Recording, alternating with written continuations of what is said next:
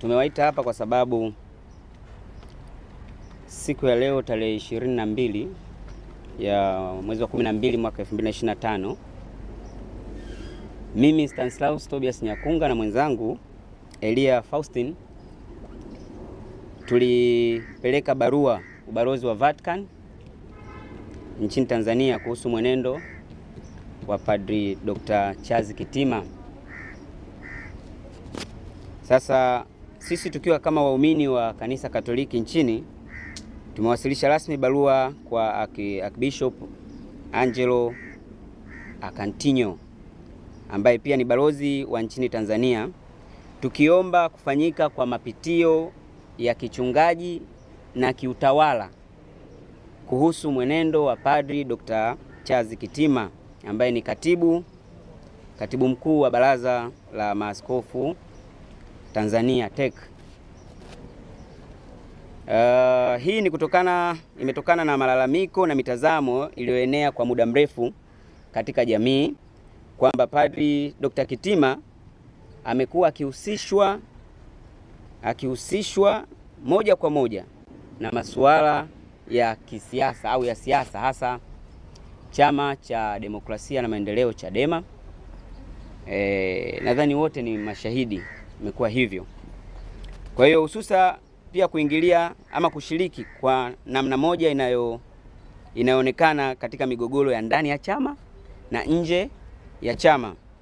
Lakini hali hiyo haionekani kwa vyama vingine kama vile ACT na vinginevyo. Lakini linapokuja swala la Chadema, Padri ama Baba Kitima amekuwa akionekana yuko mbele sana. Sasa sisi barua yetu si ya kuhukumu wala mashambulizi binafsi, lakini ni ya ombi la kichungaji linalolenga kulinda taswira, umoja na mamlaka ya kimaadili ya Kikatoliki. Kwa hiyo tumeifikisha leo na imesainiwa, imepokelewa kama mnavyoona, imepokelewa balozi wa Vatican, tumewasilisha leo mchana.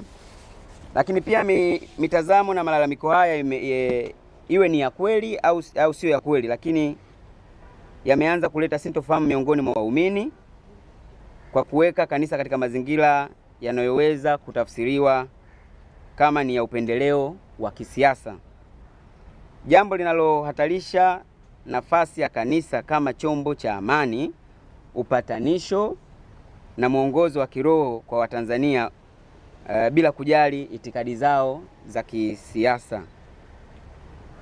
Kwa sababu tunafahamu mpaka tumefikia kuongea hivi, sisi sote kwa Mungu tuna hadhi sawa. Yani iwe padri, iwe mimi, kwa Mungu wote tuna hadhi sawa, isipokuwa tu huku duniani kuna namna ya mgawanyiko wa madaraka, uongozi na vitu kama hivyo. Kwa hiyo kukumbushana sio jambo baya. Lakini katika kutoa msimamo wetu tunarejea msingi wa maandiko matakatifu unaoeleza wajibu wa viongozi wa kanisa kuwa nguzo ya amani, umoja na maridhiano. Hata ukisoma katika baadhi ya maandiko, kwa mfano kama Mathayo 5:9 unasema, heri wapatanishi maana hao wataitwa wana wa Mungu. Hata ukienda kwa Efeso 4:3 utasema jitahidi. Biblia inasema jitahidini kudumisha umoja wa roho kwa kifungo cha amani. Yapo maandiko mengi yanayozungumza juu ya masuala ya kuweza kulinda amani au upendo. Lakini sasa katika mwanga wa mafundisho hayo ndipo waumini wengi wanapata ugumu kulinganisha tuhuma hizi za matarajio ya mwenendo wa kiongozi mwandamizi wa kanisa Katoliki ambaye ni kiongozi wetu pia. Katika kipindi ambacho taifa linahitaji sauti za utulivu, maridhiano na mshikamano, kanisa linatarajiwa kubaki juu ya mivutano ya kisiasa na kuwa kimbilio la amani na upendo kwa watu wote. Lakini pia katika barua yetu kwa balozi wa Vatican tumeomba mambo makuu matatu ambayo yanaweza yakaanza kufanyiwa kazi taratibu au kwa haraka, niseme hivyo. Maana kwa taratibu tena jambo litakuwa ni lile lile.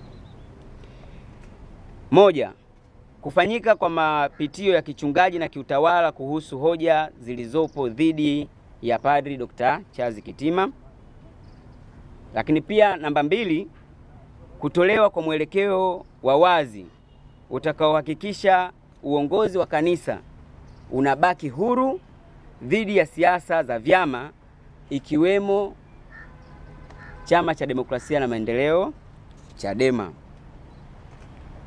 Namba 3, kuchukuliwa kwa hatua zozote zitakazoonekana zinafaa kulinda umoja wa waumini, amani ya jamii na mamlaka ya kimaadili ya Kanisa Katoliki. Na tuna imani kuwa mamlaka ya Kanisa Katoliki kupitia Vatican ina busara na dhamana ya kulinda kanisa dhidi ya migawanyiko, na kwamba ombi hili litashughulikiwa kwa maslahi mapana ya waumini na jamii kwa ujumla. Tunabaki kuwa waumini watiifu wa Kanisa Katoliki, tunaoheshimu mamlaka ya kitume, na tunaendelea kusimama katika misingi ya imani, amani, utiifu, lakini pia maombi na umoja wa Kanisa Katoliki. Kwa hivyo hayo ndiyo mambo ambayo sisi, mambo makuu matatu ambayo tumeonelea, kwa sababu kama imeanza kuonekana leo linazungumzwa hili, leo linazungumzwa hili, sisi waumini maana yake sio wote wenye mtazamo sawa, sio wote wenye akili sawa. Kuna mambo yanaweza yakawa yanaleta sintofahamu taratibu. Kesho litazungumzwa kubwa zaidi ambalo litatugawa zaidi sisi kama waumini. Kwa hiyo barua hiyo tumeipeleka leo na imepokelewa, imesainiwa, na tunaamini kwamba kwa mujibu wa kwa vile tulivyopeleka na mawasiliano yetu yapo na kila kitu kipo, basi tutaona namna ambavyo wao watatujibu, na kama itatokea basi tutawaita tena waandishi wa habari kwa ajili ya kuja kutoa mrejesho. Kwa hiyo nimewaonyesha barua ambayo tayari sisi imeshapokelewa, ni hii hapa. Kwa hiyo ni hayo tu, sisi tumepeleka barua hiyo kwa ubalozi wa Vatican tukiwa kama vijana wa Katoliki, lakini pia watu ambao tunaona kabisa sisi kama waumini kuna vitu vitakuja kutuyumbisha mbele ya safari. Asante sana.